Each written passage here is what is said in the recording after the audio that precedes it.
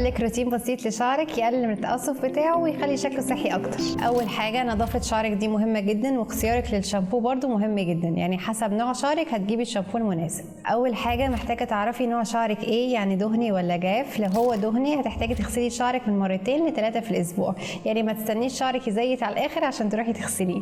وبرضو لو شعرك جاف محتاجه تغسليه من مره لمرتين، بس اهم حاجه ترطبيه كويس بعدها. تاني حاجه الترطيب بقى.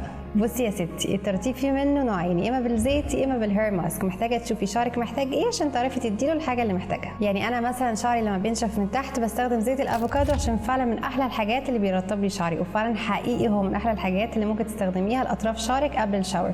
وبرده في يوم تاني من الاسبوع بحط الهير ماسك وبسيبه ساعتين مش نص ساعه زي ما مكتوب.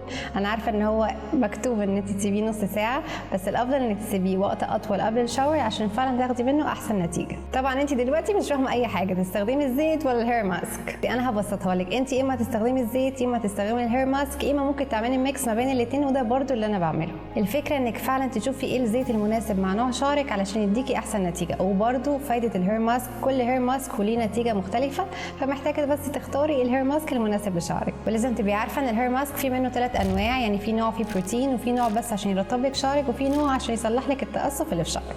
وطبعا هتلاقي ده مكتوب على الهير ماسك اللي انت هتجيبيه. ولو ما لقيتيش ان هو مكتوب عليه الحاجه اللي انت عاوزاها، اتاكدي من الانجريدينتس اللي فيه كل حاجه بتعمل ايه. وعشان ابسطها لك كل حاجه بتعمل ايه، يعني فور اكزامبل لو انت عايزه مثلا هير ماسك فيه بروتين زي بالظبط ماسك البيض والمايونيز لما بتعمليه في البيت، اخرك تعمليه مره كل 3 اسابيع يا اما هينشف لك شعرك. وماسك الترطيب زي مثلا انك تجيبي زيت زيتون وزيت جوز هند وتعمليهم برده على شعرك وتسيبيهم. وانا عن نفسي عشان اخد احسن نتيجه من الهير ماسك او الزيت او وات ايفر الحاجه اللي بحطها قبل الشاور مش بعد الشاور. انا عارفه ان انت ممكن تسيبيه بعد الشاور وبعد كده ترجعي تغسليه تاني، بس الاحلى انك تحطيه قبل الشاور، عشان لما نحط الهير ماسك قبل الشاور ساعتها بيبقى فيه بارير وانت بتغسل شعرك بالشامبو، فالشامبو مش بينشف لك شعرك من تحت يعني. تالت حاجه ما بعد الشاور بقى، اهم حاجه تبقى عندك ليف ان وسيرم، وممكن تستبدلي السيرم بزيت زي زيت الارجان او زيت الجوجوبا عشان هم فعلا خفاف جدا على الشعر، وتقدري ان انت تحطيهم بدل السيرم. طب تحطي ليف ان الاول ولا السيرم؟ ده بيفرق على حسب نوع شعرك، يعني ممكن تجربي الاول تحطي ليف ان وبعدين السيرم، وممكن تجربي العكس انك تحطي السيرم وبعدين الليف ان، وتشوفي شعرك هيستفاد بايه اكتر وهيرطبه اكتر ازاي.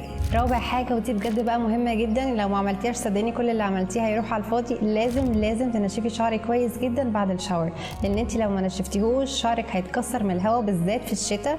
لازم تتاكدي انك نشفتيه كويس. ولو انت محجبه يفضل طبعا انك تنشفي شعرك قبل ما تلبسي الطرحه وتنزلي، اول حاجه عشان ما يكمكمش، وتاني حاجه برضه عشان ما يتكسرش. بس كده، وقولوا لي في الكومنتس لو عاوزين بارت 2 اقول لكم تجيبوا منتجات ايه طبيعيه لتتقيل وتطويل الشعر.